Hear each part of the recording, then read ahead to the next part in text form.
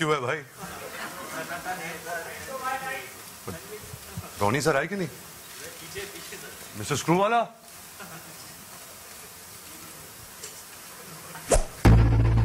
We would now like to welcome Ronnie on stage.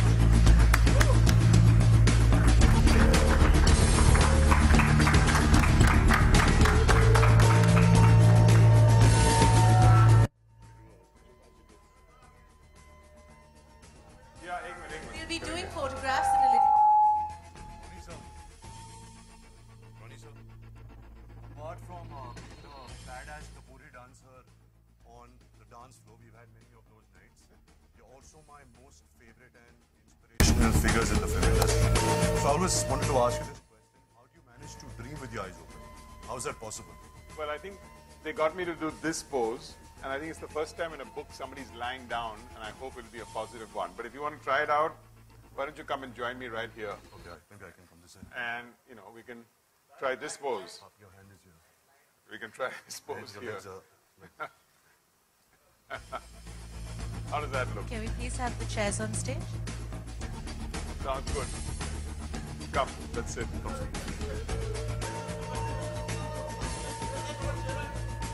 Very chill.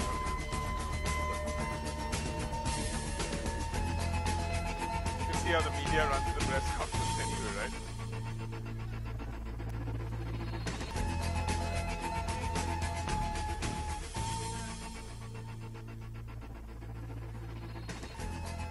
Thank you. Thank you. Come, let's have the chairs.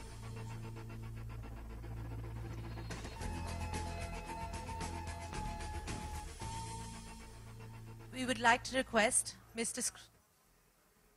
Since I sort of moved out of media to inspire a nation or inspire people to feel that entrepreneurship is something. So this book that I've written, I think, is as much for the person who's sitting on the fence, having graduated and figuring out whether I should be a professional or whether I should start my own business. But it's as much somebody who's been in a business for 10 years and wants to now look at scaling it up. It's as much for the professional who wants to lead his company, because I think there's a lot of learning lessons there. And I think it's also for the professional at 29 or 39 who feels, if I don't do it now, when will I do it? So it's a mixture of all of that. And I think the fun has been writing it, and I think you should at some stage try that yourself. But I think the fun has been writing it, and writing it very simply. And I hope that this kind of a book actually opens up a whole new genre of book writing in India. Thank you so much, sir, for championing the cause of entrepreneurship in this country, and it's really an honor and a privilege to launch the cover of your book, which releases on 2nd April 2015. Let's read some quotes of some people who've read the book and who have actually interacted with you. The first one is from Nandan Nilekani. Yes. He's the co-founder of Infosys and former chairman, Unique Identification Authority of India. He says, "There is no one better than Ronnie Screwvala to write on entrepreneurship. This book, based on intense personal experience and packed with anecdotes, is a great primer for those wanting to take the plunge, innovate, or take their firms to scale. This is just the book we need for inspiring a startup nation." There's a quote by Bob Iger, chairman and CEO of the Walt Disney Company. "A true entrepreneur, Ronnie Screwvala took a startup to a global scale by partnering with the Walt Disney Company. He has the qualities, I believe, necessary for great leadership, embodying the spirit of curiosity and optimism, taking smart chances and pursuing excellence always." And the last one by Anand Mahindra, chairman of Mahindra Group. "Good entrepreneurs experience personal success. Great entrepreneurs multiply the success and help others rise along with them. Ronnie is a great entrepreneur." And I completely agree with that. Thank you. They've all been very kind, and thank you. Ronnie sir, I have a few questions, if you don't mind, and if the media doesn't mind, I would like to ask you. First being that you don't come from a business family. Did you always dream of being an entrepreneur? Is it something one is born with? Is it the opportunities that came your way? What's the journey been so far? You know, I grew up for the first 17 years in Grant Road, and I think the first chapter in my book is from Grant Road to Breach Candy.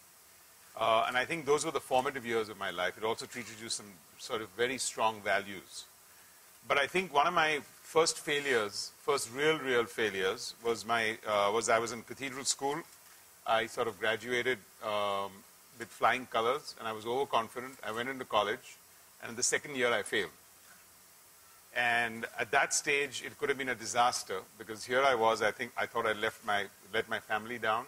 And those 6 months to 1 year, when all your friends move on in life, and you have failed, and you're regrouping and trying to do what you're supposed to have done all your life, because everyone told you were a brilliant student, gave me the time to introspect of what I wanted to do in life. And I think that was, I would say, the first time when I felt entrepreneurship and doing something on my own was what I wanted to do. And those were not early, but those are not easy days.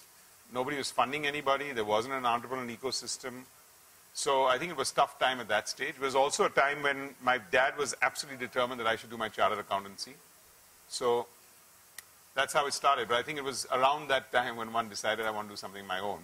And other than the 2 years where I kind of handed over and did the Walt Disney Company and UTV combined, I think that's what I've been doing for the last 25 years.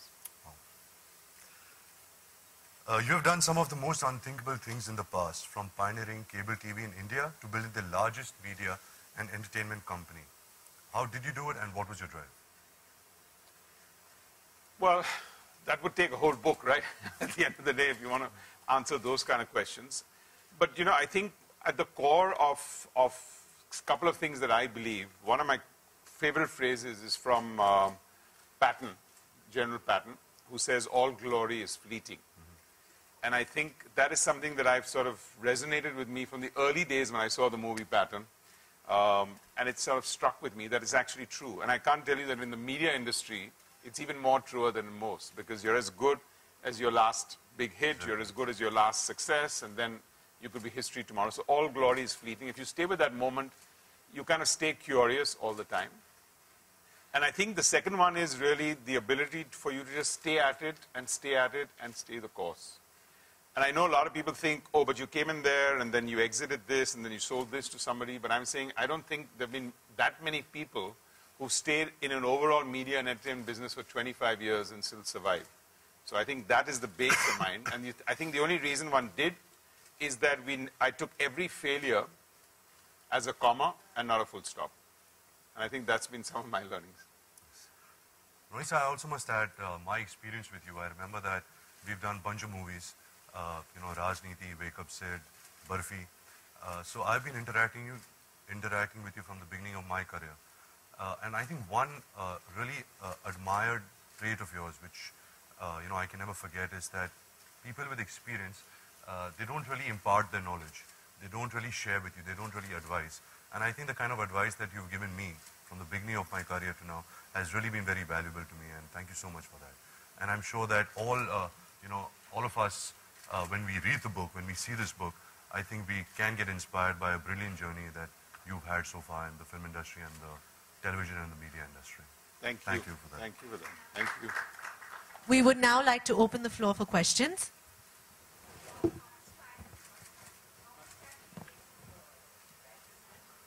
I think about 9 months from the time I sort of decided that... So basically like making a baby. Yeah, all on my own kind of thing, but yeah. 9 months would be. How did you go about it? You had to meet people? Well, I think I have to say that I felt I needed a co-writer. I'm not an author by nature. I don't think I'm going to be an author in life. So I got a co-writer, and I got someone actually from the US, because I think part of my media experiences teaches me that they give you a phenomenal structure to everything that you want to think and do.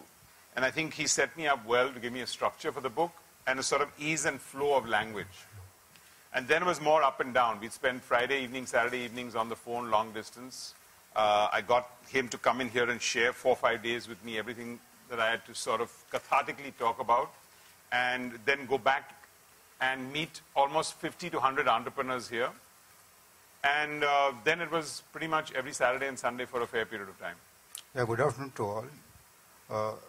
Sorry. Ronnie here. Yeah, Yeah. I have to ask Yeah. you that. What has inspired you to write this book? I think singularly, I think I wanted to share my learning experiences. I found in the last many years 2 things. One, in India, most people feel that entrepreneurship is always a plan B, and that first, only if you haven't got a great job should you be starting to go on your own. And it's almost to that extent where people feel from a society point of view, that, oh, okay, you started something on your own, which means you didn't get a really good job. And the second one, I think, in India, which we have a big problem on, is an acute fear of failure. And I think failure needs to be evangelized. Failure needs to be celebrated. From that, you learn and you move forward. Failure is not the end of everything. And I think these two things resonated with me a lot with the people I was working with the people that I sort of mentored and did work with afterwards, that I felt if I don't share some of my thought processes, and I've had, I would say, more failures than successes, in a total package it may look like a forward journey. And if people start doing that, then I think something can resonate better. So that was my inspiration.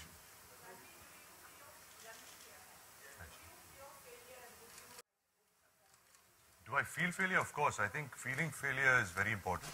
You said, do I feel failure? Fear of failure, of course. I do fear failure. I'm a little detached to success and failure, so I don't think I will bog myself down because being an actor, if you're